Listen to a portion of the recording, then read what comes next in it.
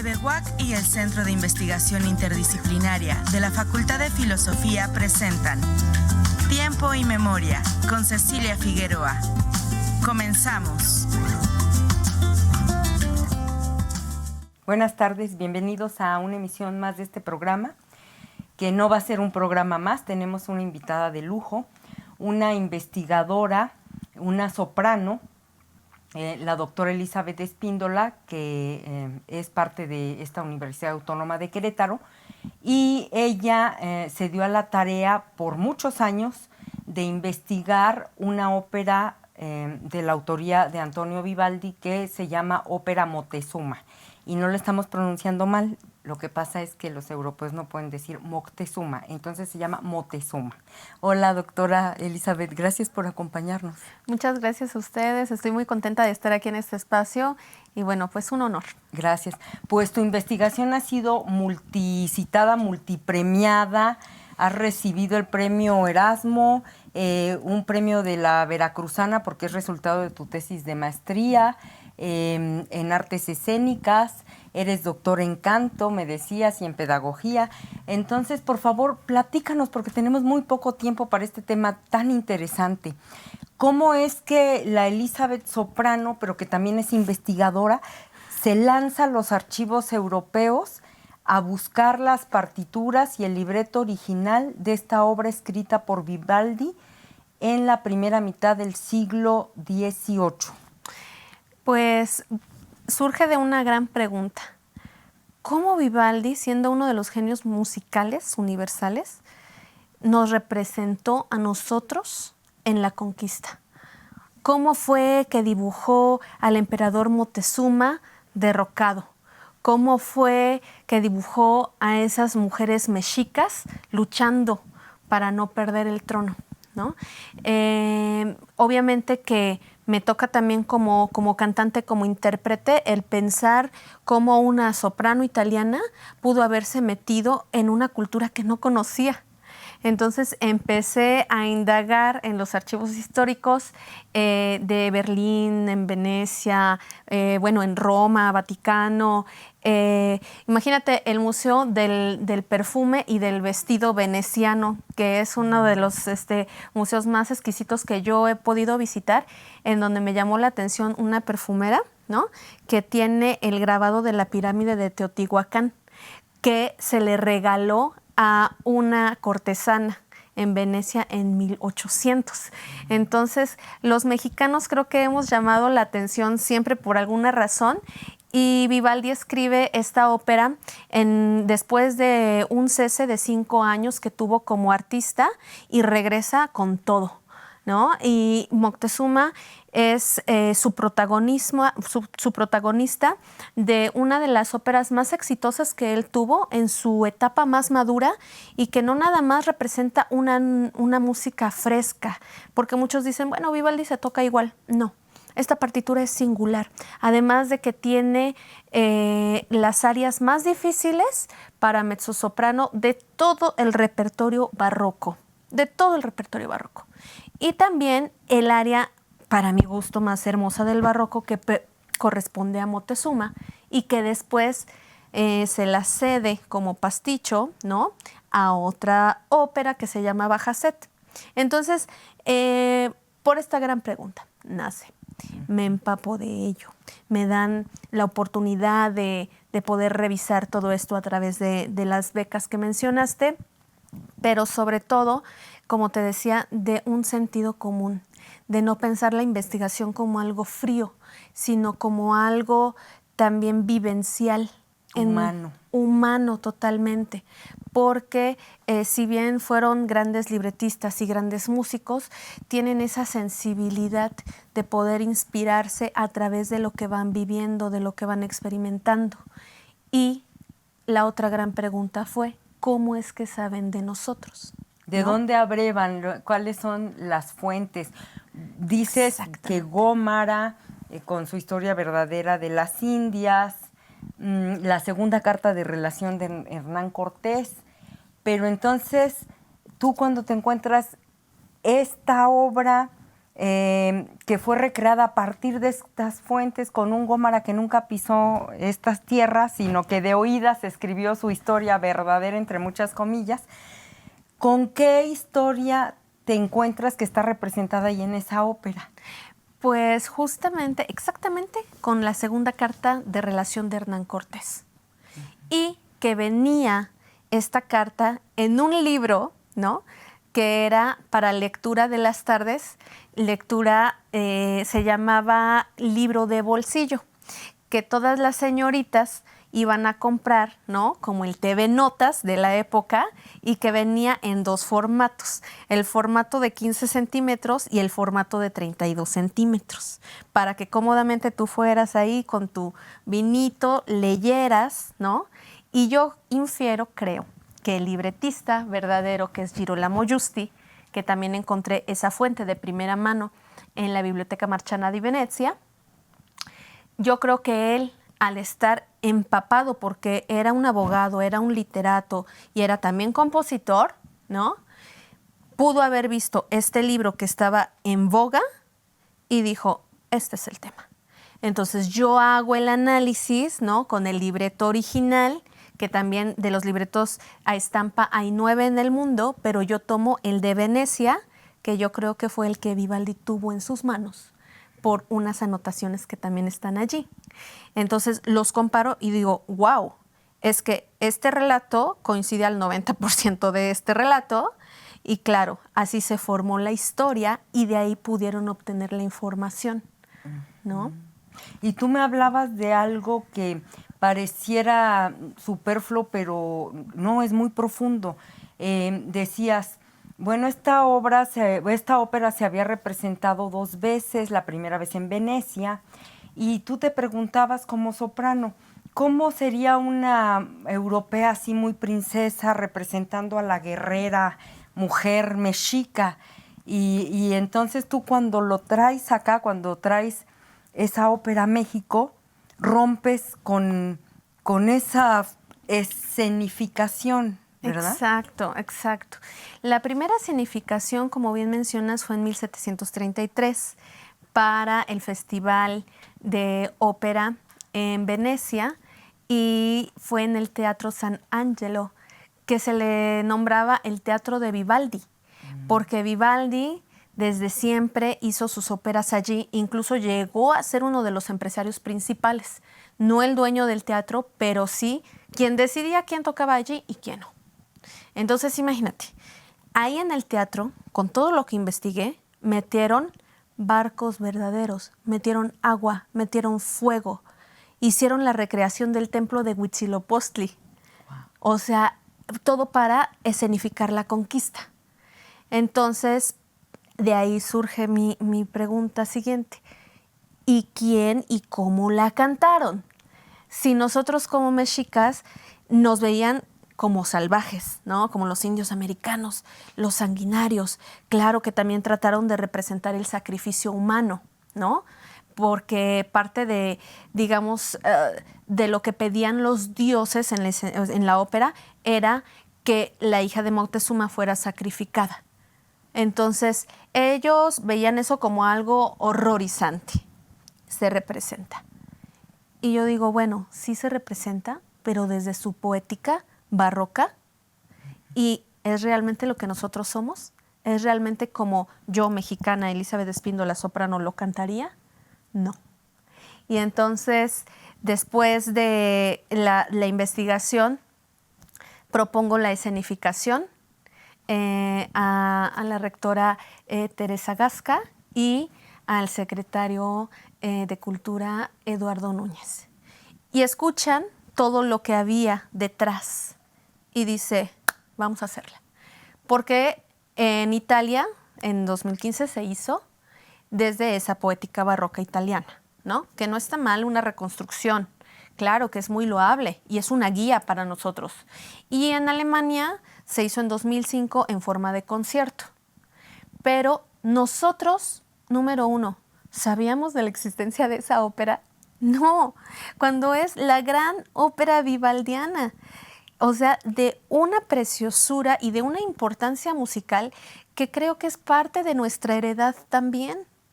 ¿Por qué? Porque estamos confluyendo, ¿no? Esa cultura italo-mexicana que hoy por hoy existe. Como te comentaba, mi esposo es italiano, mi hijo es italiano. Y hasta hoy seguimos con ese lazo fuerte. Entonces, nada más como dato curioso, ¿no? Aquí en Querétaro, una de las principales fuentes económicas empresariales provienen precisamente de las empresas italianas. Entonces, no estamos tan lejanos como creemos, ¿no? Pero cómo yo me asumo como cantante y como intérprete contemporánea. Y es aquí cuando desde la UAC, en el Centro de Estudios Críticos de Cultura Contemporánea, decimos, vamos a adaptar la ópera sin tocar la música original. O sea, la música original está tal cual, que ese es uno de los grandes aportes. Es la primera vez que se hace, ¿verdad? La primera vez que se hace 100% la partitura original, que yo, junto con Víctor Zabaleta, transcribimos los facsímiles de 1733 a un sistema de ya notación moderna y nos salieron 326 páginas de música preciosa. Y también el libreto lo transcribí, lo curé, ya está listo para nuestra edición 2024 bajo, obviamente, el sello universitario UAC, ¿no? Y para el mundo, porque los italianos sí sacaron su reconstrucción y también los alemanes, pero nunca lo han publicado, porque tampoco se tenían los derechos. Entonces, por primera vez también es un logro para la institución que la UAC es parte de estos derechos, ¿no? De la música que adaptamos, y es un gran orgullo para nosotros como Centro de Estudios Críticos Contemporáneos presentar esta puesta en escena desde nuestra concepción, desde nuestra cosmogonía, ¿no? Y te digo, con la música original, eso vamos a ver. Me decías que parte de lo loable de Vivaldi es que en la ópera original la esposa de Moctezuma juega un papel importante. Platícanos relátanos la historia de esta ópera. ¿Qué cuenta? Sí, la conquista, sí, la caída de Moctezuma, pero ¿desde qué perspectiva y quiénes son los protagonistas ahí? Súper. Por primera vez vemos una barra de 5 protagonistas en la ópera barroca. Antes eran 4. Y el coro es un acompañante solamente hasta el final. La ópera empieza con Moctezuma caído, derrotado, que está buscando desesperadamente a su hija, que la raptaron los españoles. Y de lejos ve que su hija ya anda muy contenta con uno de ellos. Entonces hiere a uno de los españoles, que resulta ser Hernán Cortés. Y entonces Hernán Cortés dice, es que yo te ando buscando, ¿dónde estás? Y entran, ¿no?, a corretearse entre la ópera, ya estás aquí, ya estás allá, se encuentran, pelean, pero digamos como la historia paralela es la historia de amor, que Teutile, como personaje hija de Moctezuma, se enamora de Ramiro, hermano de Hernán Cortés. Ahí es cuando nace lo que es ahora la nueva nación de México, ¿no? Que va a ser posteriormente. Exactamente, esta hibridez. Y bueno, la historia se desarrolla en esos 2 temas. El primero es un tema político, ¿no? Que se van a disputar siempre el poder y el trono mexica, pero por primera vez surge en la ópera y en el teatro mundial la mujer que se erige como líder político. Una mujer mexica, una mujer que representa la barbarie, sí, pero también la inteligencia. Una inteligencia militar que es capaz de enfrentarse a Hernán Cortés y decirle, hasta que no quede piedra sobre piedra, este reino no va a ser tuyo. Y yo voy a levantar mis armas contra ti. Pero en un enfrentamiento físico, no lo hace, digamos, figurativo, ¿no? Entonces vemos que ya dejamos de lado a la mujer doliente de amor. Ya vemos a la mujer inteligente, mujer mexicana, por cierto, ¿no? Esa era la concepción neurocentrista hacia nosotras, que hasta ahora sigue prevaleciendo, ¿no?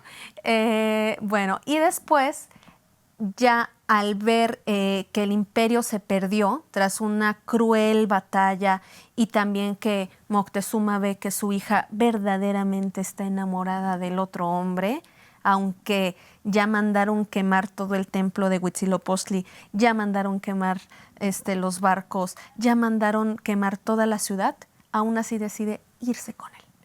Entonces, ¿qué pasa? Que la ópera termina con el imperio mexica caído, Hernán Cortés en el poder, pero la unión por un profundo amor entre estas dos culturas. Una dicotomía que todavía tenemos hoy en día, ¿no? Y nuestra tarea ahora es poderlo representar desde nuestra cosmovisión. Entonces, en el escenario vamos a ver a más de 70 artistas en escena, todos universitarios, orgullosamente, la Orquesta de Cámara de la Universidad, el Coro Universitario, 5 solistas, que Moctezuma está engalanado por Carlos Sánchez, Hernán Cortés por Roberto Ferrusca, Ramiro por Antonio Alarcón, Teutile, su servidora, y bueno, ahí vamos a estar, y bueno, viene también una mezzosoprano, la maestra Dolores Zabaleta. ¿Y cuándo vamos a poder ver esto? ¿En dónde? Orgullosamente lo vamos a ver el 8 de diciembre a las 20 horas aquí en la explanada de la UAC. Afuera 8 de de Rectoría. diciembre, 20 8 de diciembre. horas. Sí. Y hay venta de boletos. ¿Cómo le hacemos? ¿A dónde hablamos? Es entrada libre. Wow. ¿Por qué? Porque nosotros la titulamos una ópera inadvertida. Ha estado inadvertida por los mexicanos cuando es nuestra herencia musical. Queremos que todos se enteren, que la sientan parte suya, ¿sí? Que vean en el escenario un lenguaje que ellos van a entender, que es, por ejemplo, nosotros también vamos a meter fuego, pero desde el ritual. Vamos a meter agua, pero también desde el uso que se tenía en el ritual del sacrificio. Todo esto conjugado con una pantalla de 10 metros por 6, déjame te digo, de la última generación que hay, con un equipo multimedia de animación que dirige Mel Itzanami, mexicano, que estudia ahorita en Argentina, maestro de ingeniería en animación, con un equipo de 12 chicos provenientes de aquí de la UAC. Nuestra directora escénica que viene de Barcelona, Edith Negrete, especialista en ópera mexicana, y John Cordero, que está coordinando todo el cuerpo de baile. Vamos a tener también ballet contemporáneo, vamos a tener todas estas animaciones, la orquesta, nosotros cantando, música prehispánica también, porque aquí en Querétaro, pues también, ¿no? Surge toda la evangelización y una gran historia de lo que es México hoy en día. Entonces va a venir el grupo Raíz Viva a interpretar música original, eso, de raíz. Y por primera vez, las partituras íntegras y originales, porque me decías que en Bellas Artes se representó, pero para no tener problemas con derechos de autor, porque todavía estaba en litigio los derechos de autor, entonces le cambiaron la música. Así es, le cambiaron la música porque no se tenía derecho a utilizarla, transcribirla o reproducirla. Entonces nosotros, cuando hacemos toda este trámite, ¿no? Y se tiene ya sellado también por la UAC, mi autoría también, vamos a representar y vamos a escuchar por primera vez en América la música original de Vivaldi, del Moctezuma. Podría ser, perdón por mi obsesión como historiadora, Sí, pero sí. el origen es fantástico. O sea, en 2002 se descubren 55,000 páginas facsímiles Sí. de música original, inédita, que pertenecían nada menos que a Adolfo Hitler. Así es. Platícanos y entre esas obviamente estaba la ópera Moctezuma. Así es. Platícanos de este periplo que hace la investigadora Elizabeth desde ese descubrimiento hasta irse a meter a bibliotecas y archivos de muy difícil acceso, y no solo de que te dejen entrar, sino porque yo puedo tener aquí la ópera Moctezuma y no le entiendo nada, porque se necesita saber paleografiar, saber idiomas, saber de música, ¿no? Así es. Mira, después de que la ópera se da por perdida, después de la primera representación, termina mi tesis y yo sigo pensando a dónde fue, por qué fue. Claro, ya se sabía que esa caja de 55,000 facsímiles musicales se tenía resguardada en Ucrania. ¿Por qué? Y aquí sí ya metí mi cuchara y pude más o menos saber por qué. Vivaldi muere. Antes de morir, ya cuando estaba muy enfermo, le vende esta serie de partituras a un conde del castillo de Dorf en Alemania. Y muere Vivaldi, se las vende por 13 monedas de oro, muere. Al morir él, se cambian de castillo, la familia real, y entonces deciden que todas esas partituras pues se tienen que ir a la biblioteca de la Academia de Canto de Berlín para su inauguración. Ahí se quedan en el olvido. Sí hay un catálogo donde consta que es la obra vivaldiana, y entonces cuando empieza la Guerra Mundial, Hitler ordena que él quiere todo lo más preciado, ¿no?, de Alemania, Austria, etc. Dentro de lo más preciado se encontraban estas obras de Bach, Scarlatti, Händel y obviamente Vivaldi. Él, al conocer esto, porque han de saber que Hitler era un enamorado de Moctezuma, y también, claro, estaba atrás la mentalidad de la milicia mexica. Ajá, esto de los guerreros jaguares, de los guerreros águila, él quería saber todo de eso. Entonces, esa partitura la cataloga como uno de los tesoros culturales de su archivo personal. Nada más. Y entonces, los rusos se enteran que tiene bodegas con estos tesoros culturales, se enteran en dónde están, rapidísimo les dicen, ahí vienen por los tesoros, sáquenlos. Y en medio del camino se dan una batalla con aviones, bombas y todo, y los rusos logran sustraer esta caja de música y la esconden en el Conservatorio de Ucrania hasta 2002, que claro que estudiosos de Harvard la encuentran, pero que no era de acceso a público. Entonces, a través de todas estas cartas consulares que yo empecé a tramitar en 2015, pude tener acceso a la música a partir del 2017, en enero del 2017. Y ya cuando se liberan los derechos a finales de 2019, continúo ya digitalizando y haciendo trabajo de paleografía. Ya contamos también con nuestras primeras traducciones de la primera transcripción paleográfica original, para que los estudiosos no se tengan ahí que quebrar la cabeza si es F o S, ¿no? Uh-huh. La segunda, la traducción al italiano moderno, y la tercera, la traducción al castellano moderno, para que nosotros la podamos entender. Y ya ahora sí que como plus del trabajo, nuestra adaptación de la UAC, que también va a quedar documentada, para que el día que alguien más quiera representarla, aquí está, la música, el libreto, las traducciones, y además los MIDIs, así como oyes YouTube, ¿no? Los MIDIs con la pista, la música orquestal, todo eso. ¿Y esto va a estar publicado en una obra? Claro que sí, wow, que ya sacamos en 2024.